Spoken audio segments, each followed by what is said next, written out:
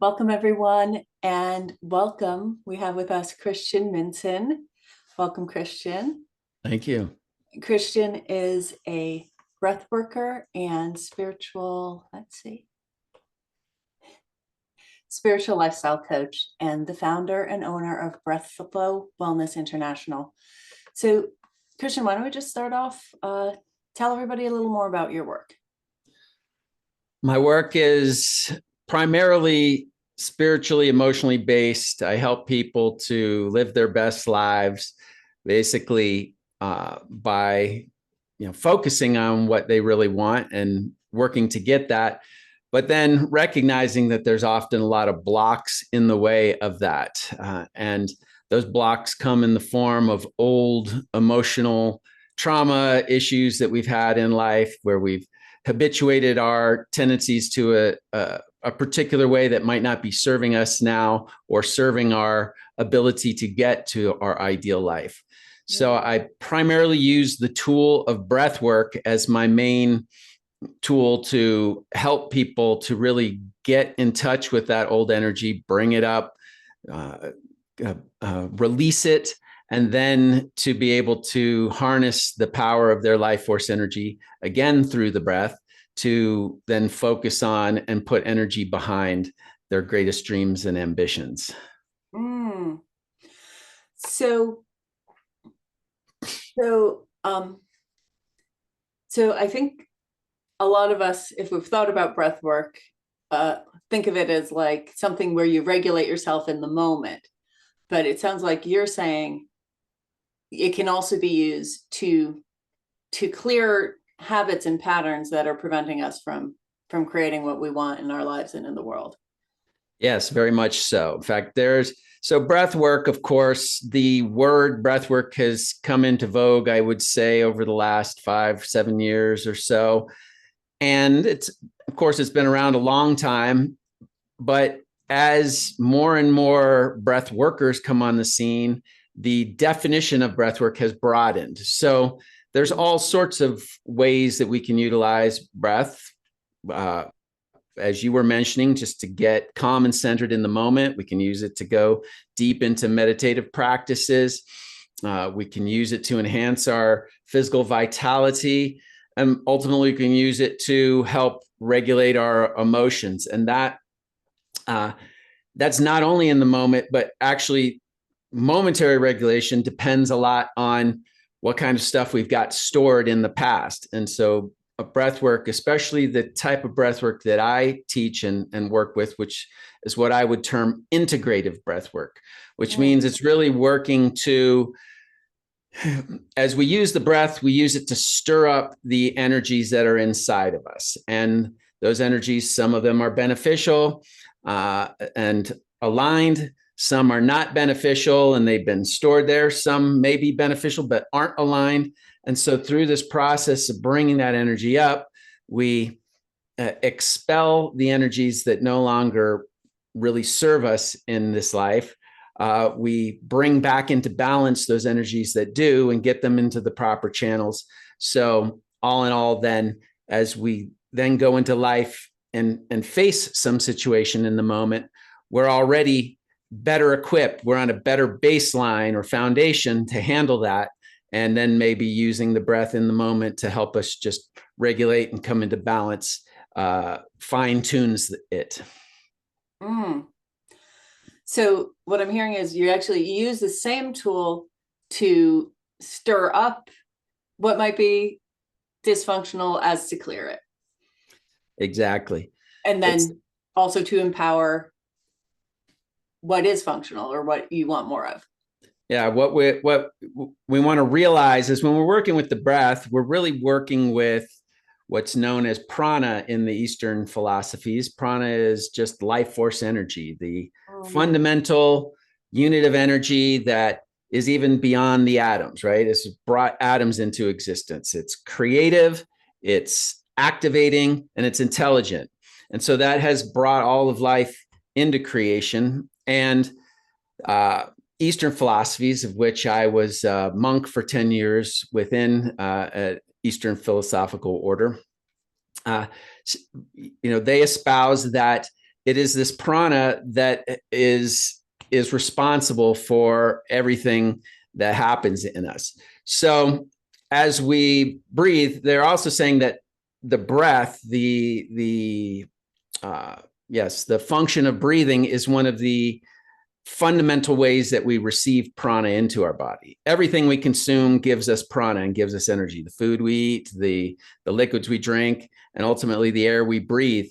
But it's through the air, through the oxygen that contains the most prana, and it's the most easy to distill. So that's why, if we think about it, we can live for 40 days without food. We can live about 5 days without water. We can live about 5 minutes without oxygen, without breathing. So it means that we need our breath regularly, and we need it in abundance in order to keep ourselves alive and afloat. So it's this prana that is, again, it's intelligence, it's activating. So it knows what to do. And here's the real fundamental principle to what I teach, is that if we feed the body and the emotional and spiritual field what it needs, namely this prana, it knows what to do. It knows what needs to be released. It knows what needs to be rebalanced. If we just sort of get out of the way and let it happen, then if there are old energies that are stored that aren't serving us well, that prana will help to release those energies. We don't have to think about which energy we need and which energy we want to get rid of and all that. And if it is energy that is helping us, propelling us in life, it's going to reinforce that energy. It's going to help us to channel that better so that we can use our energy then in an activated way to, initiate projects or goals or things that will help us come closer to the things that we want out of life. So what I'm hearing is our body's intelligence, if we allow oxygen in the right places, we'll figure it all out, because we're an intelligent system. Breathing is an intelligent system. As long as we kind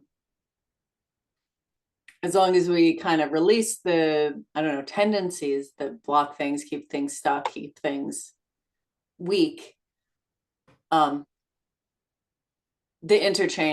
interplay is enough to discern. We'll dissolve this. We'll strengthen this. We don't have to guide it with a lot of thought. Well, imagine, for instance, I often use this analogy. Imagine you're climbing to the top of a mountain, right? The top of the mountain is your goal. It's whatever you want out of life. It's the place you get to see the spectacular view, have the accomplishment, breathe the rarefied air.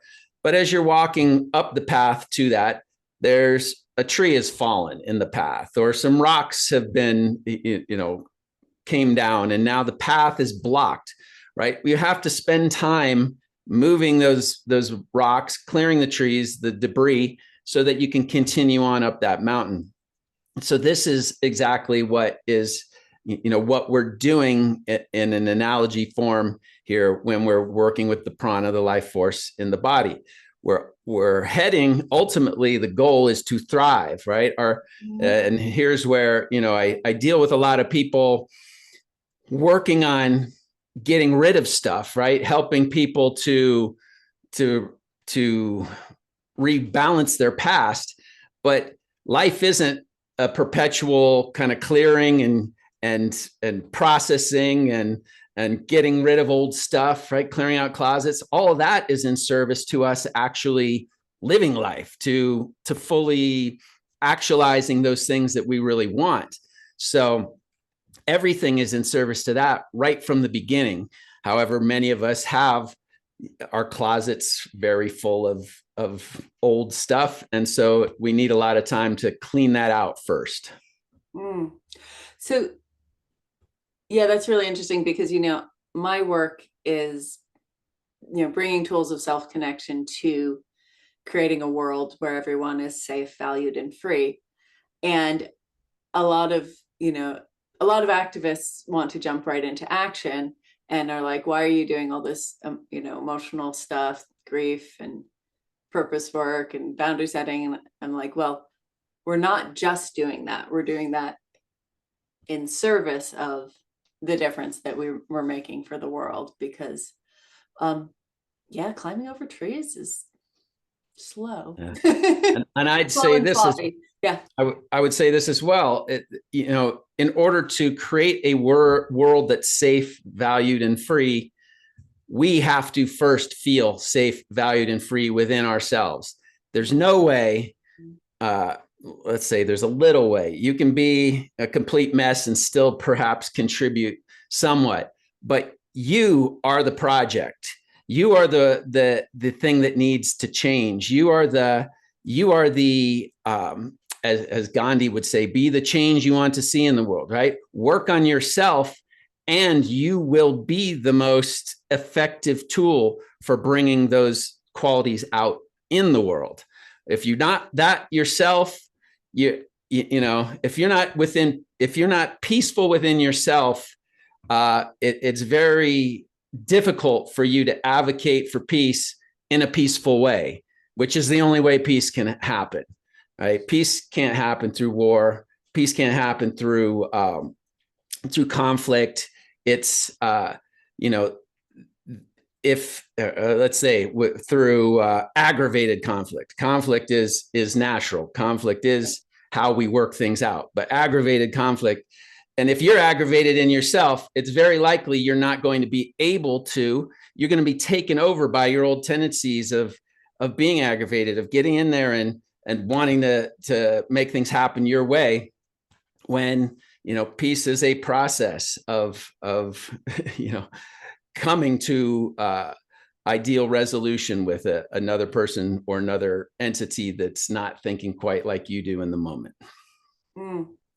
And can you give an example of a time that you've worked with someone who had a big, service-oriented, outward-facing goal, but was not being effective and was able to be effective through this work? I'd say myself at a early stage of my development, right? It's like I grew up idealistic, I think that's what led me to the spiritual life and recognizing, the purpose of life to realize ourselves, come back into contact with our divinity, our higher self, and to and to manifest that on this plane. But before knowing that, I railed against the things that I felt were not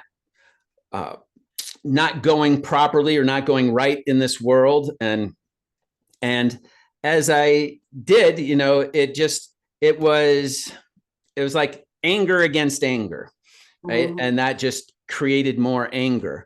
And so when I did start to learn techniques like this breathwork and stuff, and start actually seeing how much anger was inside of me and how much I needed to embody the things that I wanted to see other people doing or other people shifting and changing, then that completely shifted the tone of how I approach things. So I'd say myself was the best example there. Yeah.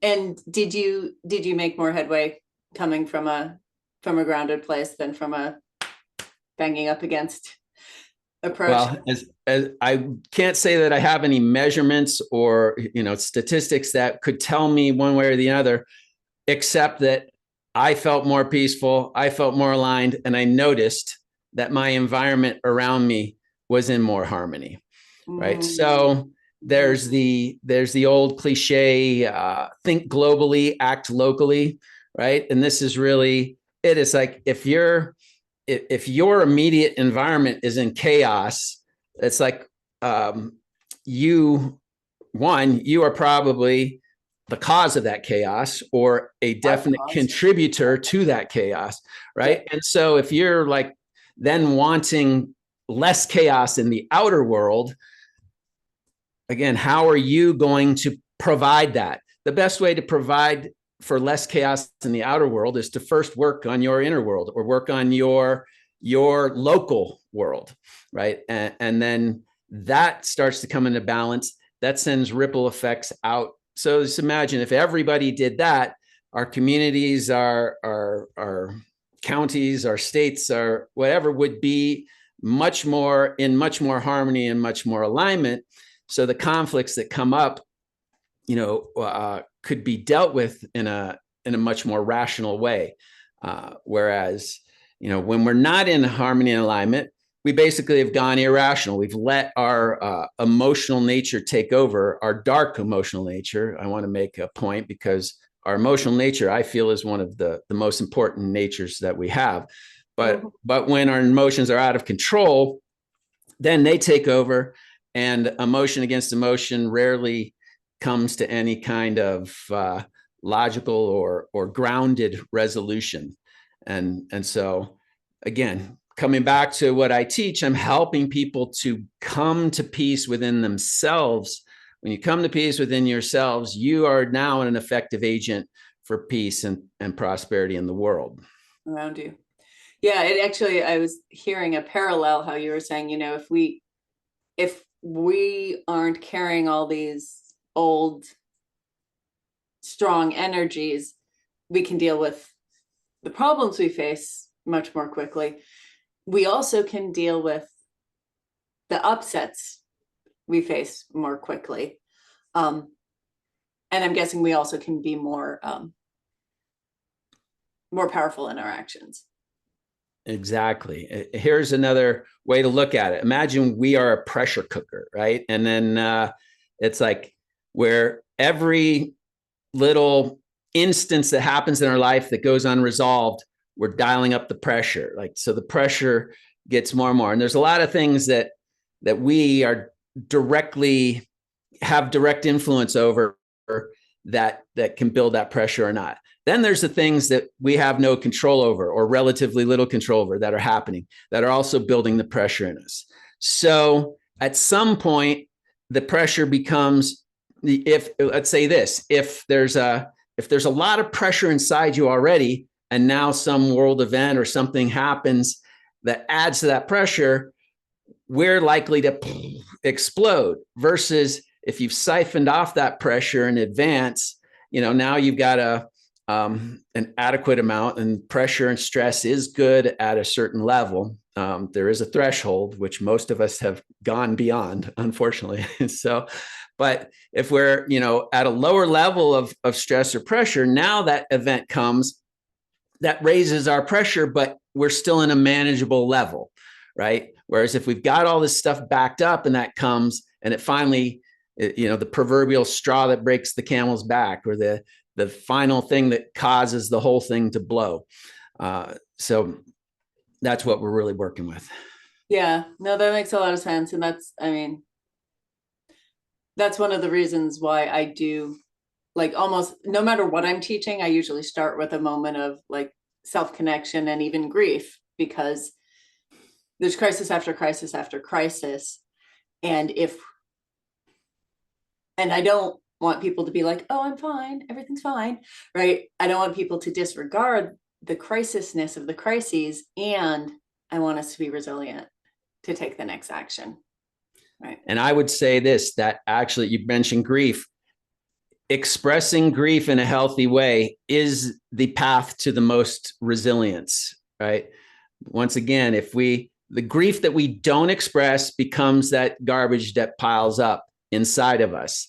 And that is the thing that will throw us off when something major hits us. If we have expressed our grief, meaning gotten in touch with that energy, let it come up, let ourselves feel, give ourselves space to do this processing. Once again, breathwork is an amazing tool to help us get in touch with our emotions and process them quickly and process them more effectively. If we can do that, then, we, again, are at a more neutral baseline for all of the other trials and tribulations that blindside us, basically. And so for people who may be, overwhelmed, like they're dealing with the demands of their life, they're dealing with wars, they're dealing with rising authoritarianism, what is there, like, I know you do a very specialized practice. Is there like just a little tip that people can do to ground themselves, at least for the time being. Most definitely. I often offer what I call a 5-minute daily joy jumpstart. In fact, it's a free gift that I have offered through this telesummit. And it is a 5-minute version, a very compact version of the longer sessions that I do, what I would call more therapeutic sessions that can really get in there and dredge up stuff from deep within and bring it out. But it works the same. It's like, our process is a continuum. We can release energy, we can release a little, or we can release a lot, and then we can stop. And then the next time that we engage in the process, we can pick up where we left off and release a little bit more, or we can release a lot more. And so what I love about the 5-minute daily joy jumpstart is that it gives us a 5-minute opportunity to just get in touch with these energies and release it in a little bit of way, bring us into a greater balance, a greater harmony with our lives in a much more subtle way, right? So we're not getting in and you're not doing this like before your office meeting and then going into, cathartic crying for half an hour, which would be out of place for that office environment. But you can do it and just sort of let go easily of some gentle energies, and then each day we're starting to compound that, and over time we start to shift the boat of our lives in the healthy direction. So, and then if you start really enjoying that or getting value out of that, you might explore going deeper and taking a longer session where you can really get in touch with deeper stuff, release that, get in touch with your intuitive wisdom and insight, and start to navigate your life from that space, which is, to me, it's really helping people to get in touch with their higher self, the self that sees well into the future and knows the path that would be ideal for you to navigate on, rather than the ego self, which is more myopic or short distanced, and it might navigate you one way that might not serve you over the long term as well. Yeah. Okay. So it's ironic. This is when I usually ask 2 questions. You just answered them. So I'll ask you a different question. So you started to sort of allude to what makes your breath work different from what other forms of breath work that might be out there. Beautiful question. And so first of all, to recognize that, there's a whole spectrum of what breath work means. And so I first talked about integrative breath work being the kind that there's a little bit more activating, right? It meaning that it's designed to stir up stuff and to activate our energies and to integrate them, bring them into completion, bring them back into balance. And I sort of expressed the what that looks like earlier. The breath flow integrative breathing process then goes a step further in differentiating itself from other integrative breathing patterns, in that I believe that what I call the full free flowing breath pattern, that is the cornerstone of this whole technique, meaning that each breath we take is full from our belly all the way up to the chest, utilizing our full capacity. Each breath is free or relaxed, meaning effortless, easeful, not forcing it, not pushing it, not controlling it. And each breath flows, meaning we keep ourselves breathing rhythmically, gently, circularly. In other words, we don't pause, especially unconsciously, for long periods of time and such. And this pattern is, I would posit that it is a pattern not only for practicing the breath work, either in the short or long forms, but it's a pattern that we can emulate with every breath that we take from this point forward. So what I'm teaching you is not only breath work that helps you to clear stuff or helps you have a fantastical experience. It's breath work that's actually helping reshape or redirect your life in a way that's going to maintain healthy habits from this point forward.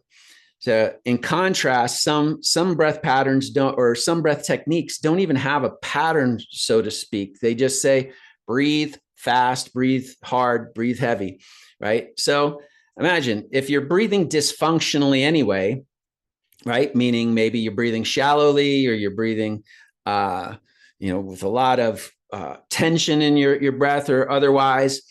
You're just going to reinforce those patterns. Now, breathing enough oxygen and enough prana will give you an experience. So in the short term, again, many breath techniques can be effective and potent in changing your state. However, once you've left the confines of that experience, what has that left you with?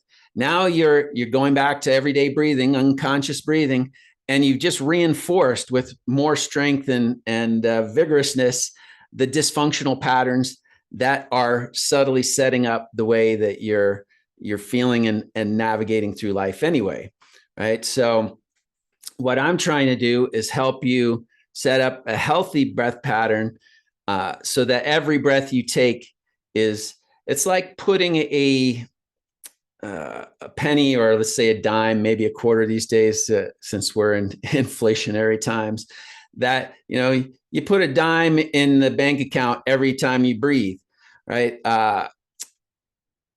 Just in that analogy, 1 month's worth of deposits not going to make much difference. 1 year's worth of deposits not going to make much difference. But 5 years, 10 years down the road, right, in your bank account, you've started to accumulate a sizable sum. Or in the case of your breathing, you've reinforced healthy habits that have kept you on a healthy track. Now you're more vibrant, you're more resilient. And I'm getting up there in years, so I know that when you're 30, 20, all that kind of stuff, it maybe doesn't matter so much. But when you start becoming 40, 50, 60s, you start to notice where you have been in deficit previously in your life, right? These things, these aches and pains, this fogginess of mind, this fibromyalgia, all this kind of stuff doesn't just come on, right? It has built. And I will say literally breath by breath, it has been built. We're either creating a pattern that's reinforcing health and happiness, or we're creating with every dysfunctional breath we breathe, we're taking a dime out of that bank account. And again, a month's worth, a year's worth isn't going to show up in any dramatic way, but 5 years down the road, 10 years down the road, all of a sudden you've got this chronic issue where you're always foggy in the brain, or you've got headaches all the time, or your gut doesn't work right, or any host of things. All of the sudden, right, there's problems, but those problems were built one breath at a time, one action at a time. And so I'm really helping people to understand that, first of all, and then start to reinforce from what I feel like is the very foundation of our being. Our breath initiates life. I mean, from the moment that we come out of the womb and smacked in the butt and we start breathing, that is our first experience in autonomy until the last breath we take. The breath is our companion with everything we do, everything we feel, everything we experience. And I'm guessing that also first, I just want to say what I heard is you train us in a breath pattern. And not only is it more likely to shift things in the moment, but it gives us a good hygiene, so that we're constantly healing a little rather than constantly deteriorating a little. And I know you shared mostly about physical ailments, but I'm guessing that is true for emotional patterns as well. That if you've got the healthy breath, you're going to be Well, you're going to be reinforcing the healing that you did in a session, and you're going to be just generally getting more and more resilient rather than going back into let's rebuild. Right. And that resilience, coming back to that really, because, emotionally, every emotion we have, we breathe differently. Right. So just to say, like stress, anxiety, fear, anger, all that tend to come with a shallower, more rapid breathing pattern. So the thing is that our emotions induce that pattern, but the reverse is also true. The pattern can induce those emotions. So when people are chronically stressed or chronically anxious, chronically angry, all that, I first look at, well, how are you breathing? Right? Because you may have habituated yourself to a pattern that's constantly sending signals to your nervous system. And it's a very elegant, very intelligent system, right? The whole thing. And our breathing is constantly communicating to the rest of our system, whether to be on high alert and ready to go, fight or flight or move into action, or whether you can relax and whether you can kind of, go with the flow and take things in stride. So if we're already hyped like this and something comes at us, the chances of you resiliently handling that are slim to none. Whereas when you're more relaxed, you're in flow already. You're nothing is activating your system, but you're on alert, so to speak. Now something happens. Now you rise to the occasion. You're like, okay, let's deal with this. There's a problem here. Let's deal with it intelligently. No need to like get all crazy about it or let it throw us off balance. Let's see how we can handle this. What's the most effective way? Get it done, and then get back to life, right? And that all starts by where you started from, right? If you're at a baseline of health and resilience, you can handle that. If your baseline is chaos and high alert, then you're more likely to spin off or to make some choices that perhaps aren't in your best interest if you're in making it from that state. Very clear. All right. Well, we are at the end of our time. Thank you so much, Christian. And people know where to find you. We'll have the information about your free gift right along with the interview. Take care. Beautiful. Well, it's been great to have this time together with you. Thank you. You're welcome.